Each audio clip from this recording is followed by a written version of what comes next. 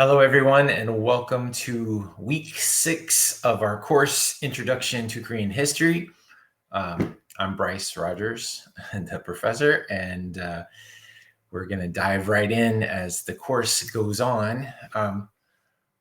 As we begin this week, I would invite you to imagine yourself as something like a lieutenant general in the army. Your government and your superior general as well have ordered you to take the army and attack an enemy that they consider an enemy, but you consider more of an ally, people you could get along with. And this battle that you go to face is in support of an ally of your government who you feel acts a lot more like an enemy than a friend. But you're an obedient general, so you begin to march toward the battlefield. About halfway there, it dawns on you that this is a suicide mission. You are doomed to fail in your attack, and probably you're going to lose most of the army that is with you as well.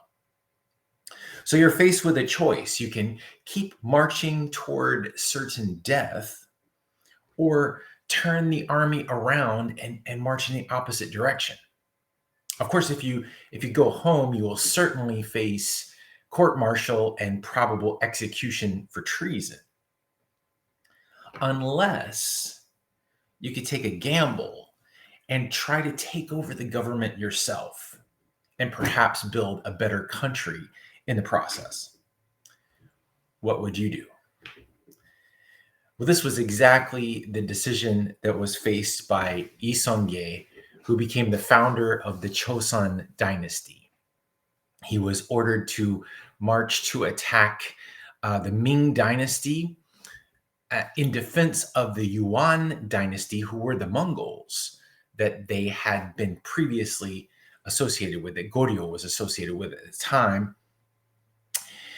And Lee Seong-gi could see the writing on the wall. The Mongols were finished and the Ming was ascendant. And so he disobeyed the orders of his superiors. He turned the army around and marched directly to the capital at Kaesong. He overthrew the government, had his former general executed in the process, and became eventually the new Taejo founding dynasty father of the Joseon dynasty that was to last for over 500 years in the history of Korea. Lee Seong-gi and his supporters sought to build a new nation founded on Neo-Confucian principles. This was kind of ironic considering that Confucius, as we call him, or Kung Fu Tzu, did not believe that violent overthrow or revolutions were ever legitimate. One famous Korean Confucian scholar, Chung Mongju, tried to remind Lee Seong-gi of this exact point, and he was executed for his troubles. Clearly, this was going to be a Korean version of Confucianism, not the original. The public transition from Budo-Confucius principles under the Goryeo dynasty to those of Neo-Confucianism was huge, to say the least. These principles were built on several subordinate patriarchal relationships between father and son, between older brother and younger brother, between superior husband and inferior wife, among others. Obviously, the new system was a massive step backwards for women's rights in Korea. And during the Joseon dynasty, the term that is still used classically today for wife, buin, means inside person, the person who lives inside, as in inside the house, like the woman's place is in the kitchen, so to speak. This was also bad for others of low social rank, such as slaves who had absolutely no possibility of obtaining their freedom except by making a run for the border. As we have often seen in Korean history, a new dynasty needs a new capital. Songgye and his ministers selected the new capital based on the theories of what the Koreans call Bungsujiri, geomancy, as we call it, or feng shui, as it is popularly known. The city they selected, Hanyang, called Seoul today, was a former capital of Baekje and was an obvious choice. It was just north of the Han River. The city of Hanyang had a water supply from the Cheonggyecheon inside the walls of the city. It was protected on three sides by the horseshoe-shaped Bukhan mountain peaks, and it had ready access to the sea via the Han River.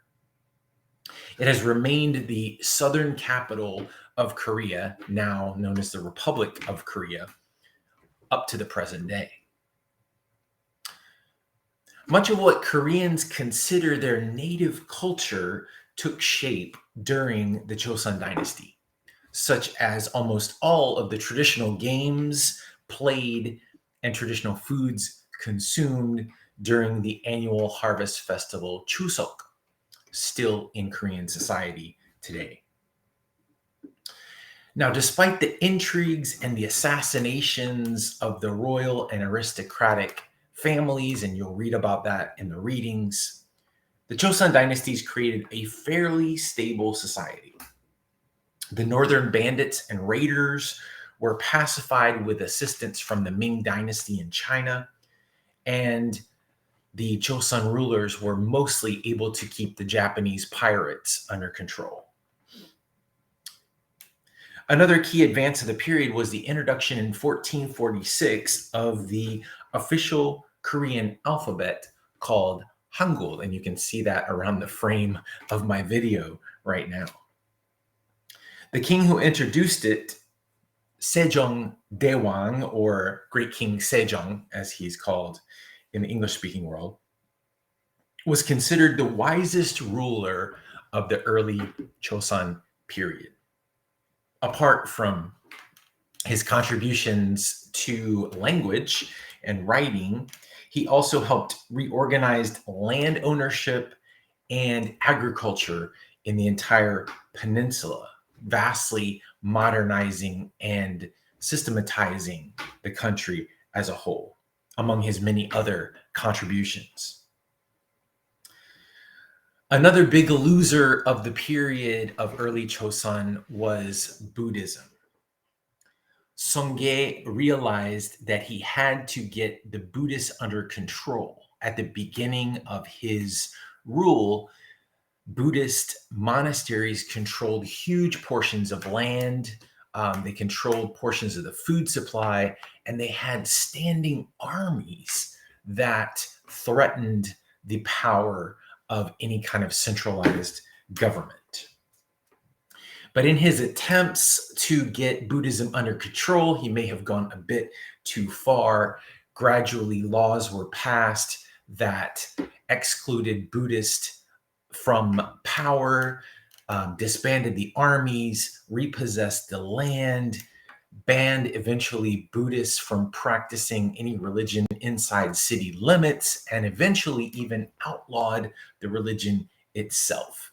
And according to the documentation of the period, the number of monasteries in Korea dropped from the hundreds at the beginning of the Joseon dynasty to a mere 36 monasteries in the entire peninsula.